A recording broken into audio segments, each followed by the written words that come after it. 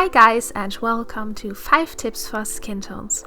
Yes, you are right, this painting is not a new one and I already did a video of it last year. But to be honest, my voiceover skills weren't that great in the beginning of my YouTube channel.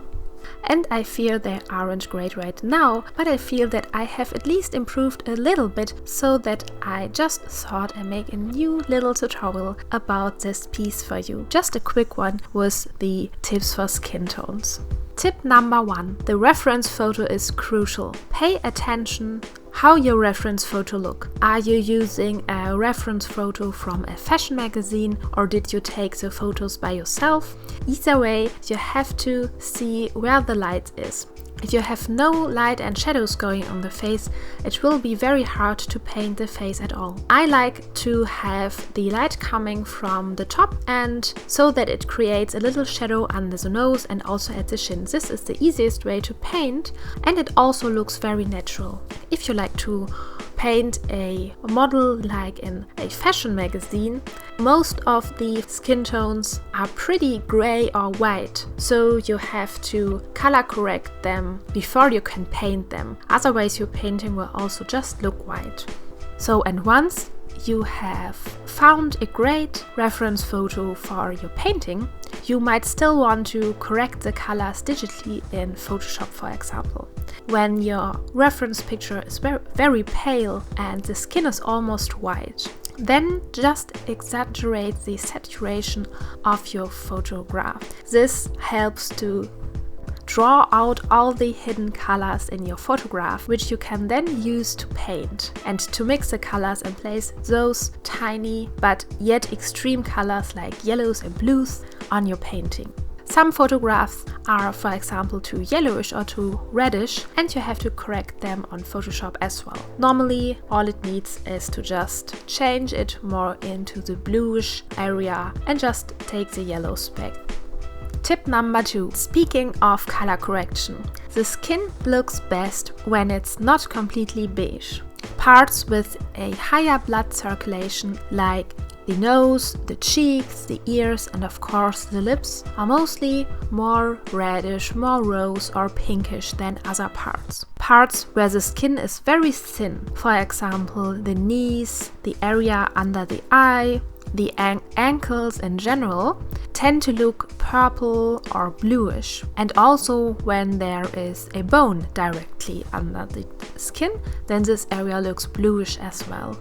Areas where there is fat under the skin, for example around the chin or on the legs, these areas tend to be more yellowish. And if you know that, you can manipulate your reference and just paint these colors in the area even if they are not in your reference. That is what I do in many of my paintings. And tip number 3, adding extra colors and placing opposite colors against each other. And you can do this with the help of your photo reference. When you enhance the saturation, all colors are exaggerated. And then when you have a JPEG and the JPEG doesn't have the best quality even, you see all those weird little rectangles. They are blue and purple and yellow and they look totally strange. But these colors are super helpful when you paint skin tones because you can place those opposite colors next to each other and it looks very natural. On this painting you see in the background, I did this too. I placed like extreme yellows and blues and turquoises next to each other and it all makes together a natural impression. And now tip number 4, we are coming to the actual mixing part of your oil paint. Don't use only a brown tone like burnt sienna or yellow ochre for mixing skin tones. Even if you don't have many oil paints at home, you should at least have blue and yellow and red to mix your skin tones. Because with blue and yellow you can mix every green tones in between and you need green tones for your skin as well. So instead of only trying to mix with sienna or with ochre, try to get those color effects with the other colors.